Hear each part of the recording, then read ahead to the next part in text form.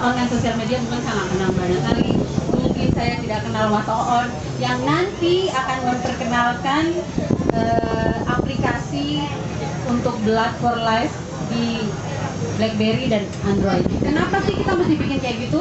Ada yang pernah terima broadcast message terus nggak yang menjengkelkan banget dan kadang-kadang annoying banget? Sering banget kan? Nah, dengan adanya aplikasi itu nanti juga kita akan sedikit terbantu.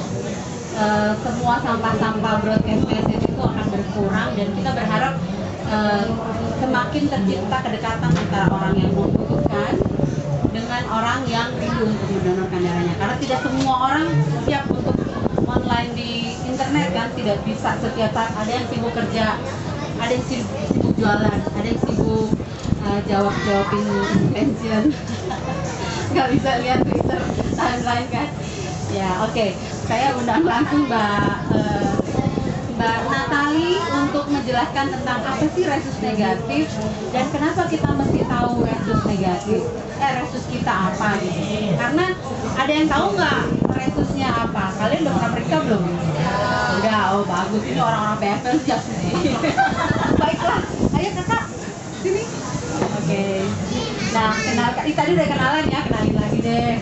Kakak Natali. Silakan, ada kembarannya loh, Natalina namanya, ya. Waktu dan tempat kami berikan. Oke, makasih Mbak. Ini penjaga kue di sini dari siapa ya? Ini penjaga kue dua juga. Ini. Oke, makasih. Selamat siang semuanya. Aku di sini dari Resus Negatif, mewakili teman-teman Resus Negatif.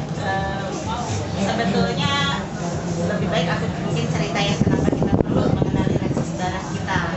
Awalnya kita semua juga pertama kali tidak pernah care terhadap resus itu apa.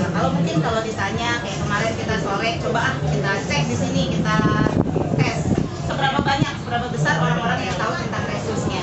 Setiap pengunjung atau yang tamu yang lagi lewat kita kejar, Mas resusnya apa? Mbak resusnya apa? Malah kita yang balik ditanya, resus itu apa sih Mbak? Resus itu apa? Dan malah mereka balik bertanya. Artinya sebegitu minimnya pengetahuan kita tentang resus. Padahal ketika kita butuh darah atau kita mau operasi harus ada standby donor, itu kita tentu saja harus tahu selain golongan darah juga harus tahu resus kita itu apa. Nah, selain masalah kenapa operasi itu harus butuh darah, kita harus tahu resusnya. Pemilik resus negatif itu di Indonesia itu tidak sampai 1%.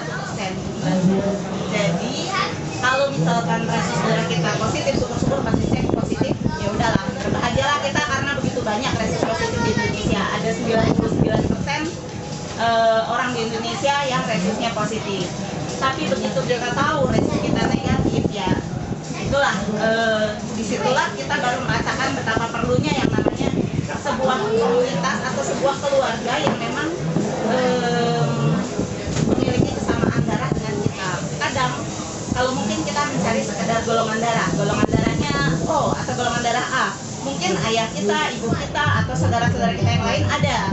Tapi ketika kita cari resus kita adalah resus negatif, belum tentu dalam satu keluarga sampai ke sepupu, sampai ke kakek, nenek, sampai paman, bibi dan semuanya, belum tentu itu ada yang sama dengan kita.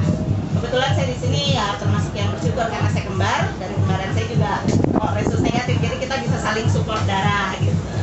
Nah, begitu juga dengan kasus Fahmi ya Mbak, waktu itu ya kita di situ kita tahu bahwa Fahmi ini resus negatif di Jakarta, orang-orang di Jakarta, pendonor di Jakarta kurang banyak apa gitu yang resus negatif. Terdata di Jakarta itu ada sekitar 200 orang yang memiliki darah resus negatif.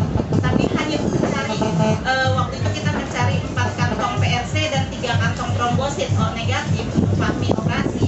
Itu sampai seminggu setengah itu kita belum berhasil mengumpulkan 7 kantong darah tersebut.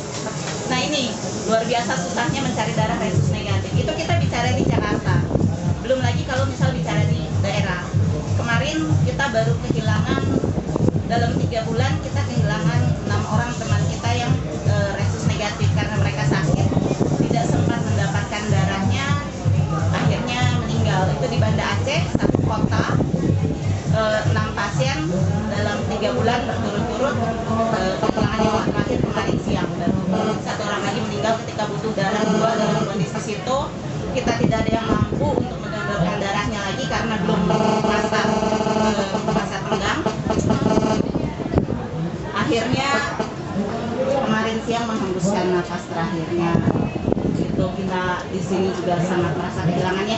Masalah kelangkaan darah ini juga menjadi satu kekhawatiran sendiri buat kita, terutama di daerah, teman-teman daerah.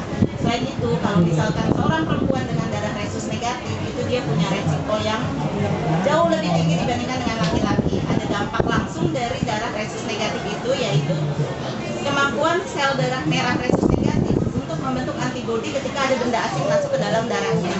Itu yang menjadi kepedulian kita kedua setelah persoalan kelangkaan adalah persoalan kehamilan perempuan dengan resus negatif, karena janin dianggap oleh darah resus negatif itu sebagai benda asing. Benda asing ini yang akan memicu darah resus negatif membentuk antibodi. Kalau darah resus negatif sudah terbentuk antibodi, maka antibodi ini akan menghancurkan janin yang ada di perut ibunya. Inilah persoalan-persoalan yang perlu diketahui sebetulnya. Kalau ditanya penting nggak sih mengetahui resus? Ya menjadi penting, terutama bagi perempuan. Walaupun misalkan kan di Indonesia mayoritas 99% resusnya positif, jadi tanpa perlu ngecek, ya saya udah yakin loh pasti resus saya positif, saya di antara mayoritas. Nah, mulai sekarang kita dari pikiran seperti itu, logika seperti itu, karena yang kita butuhkan itu adalah kepastian genetik. Namanya resus ini genetik, bukan sesuatu yang bisa diprediksikan atau sesuatu yang bisa diubah setiap saat.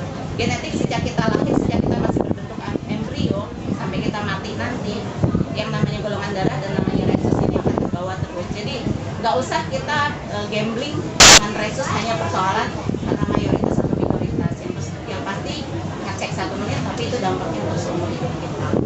Mungkin itu dulu kali ya Mbak ya. Nanti kalau Kenapa ada bayi di Indonesia resusnya negatif padahal orang tuanya positif? Nah ini kalau ini bicara biologi, pelajaran hukum mental Mbak. Aku jadi gara-gara apakah selingkuh banyak mutasi gen ya? Enggak, karena gini, banyak juga pertanyaan kayak misal di Twitter. Aku kebetulan yang pegang admin Twitter Resus Negatif ID, jadi banyak sekali pertanyaan. Resus negatif itu orang bule ya? Padahal enggak, emang aku ada muka bule gitu kan? Kayaknya enggak, jauh banget.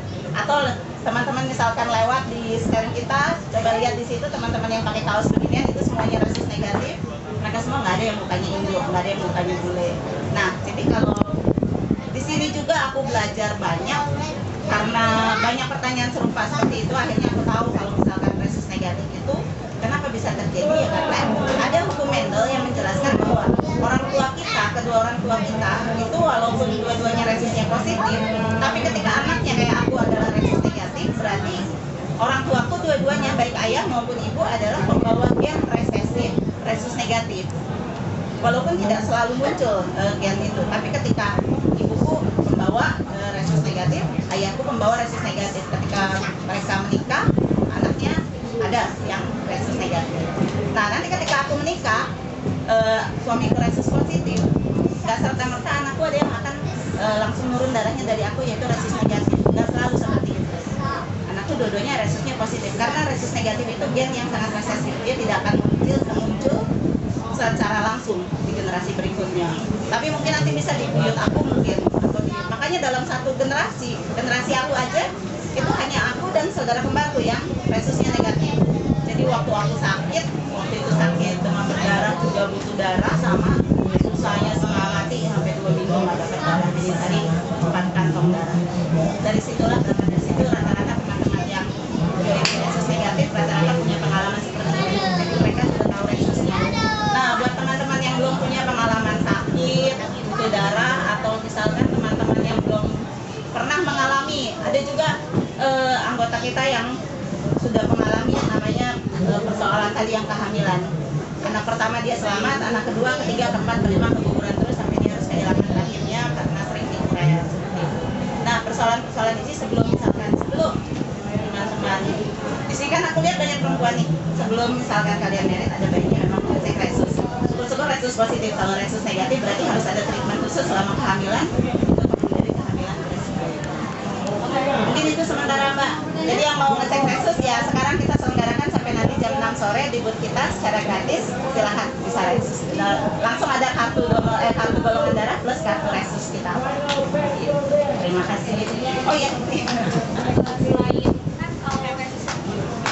negatif itu kesulitannya pertama ketika donor itu kan dia kekurangan darah karena yang negatif itu darah sedikit. Selain itu ada lagi nggak untuk dampak atau apanya gitu selain donor masalah donor? Selain ketika kita butuh darah, Iya. yaitu persoalan perempuan. Kalau perempuan rhesus negatif, dia akan mengalami yang namanya kehamilan beresiko. Kehamilan beresiko ini seperti apa? Ya, anak pertama, karena darah seorang perempuan rhesus negatif belum terbentuk antibodi, jadi anak pertama akan lahir dengan selamat. Tapi ketika proses kelahiran itu kan terjadi pencampuran darah antara ibu dengan si janinnya. Nah, ketika pencampuran darah ini, kalau tidak diberi vaksin khusus untuk ibu rhesus negatif, itu darah ibu akan langsung otomatis membentuk antibodi, sistem pertahanan. Antibodi ini nanti ketika si ibu tersebut hamil kedua kalinya, itu akan masuk lewat plasenta, masuk ke dalam darah janin dan memakan sel darah merah janin. Akibat terburuknya janin meninggal dalam kandungan atau janin meninggalnya setelah lahir 2-3 hari kemudian janinnya meninggal dalam kondisi yang badannya kuning semua kayak Jaudins gitu. Tetapi ini perutnya membesar artinya tanda limpa, dan hatinya itu membengkak besar. Paru-parunya juga mengembang besar karena proses ini penghancuran sel darah merah dia oleh antibodi ini. Di situ letak bahayanya, terutama perempuan sih yang harus sangat tinggi terhadap rhesus.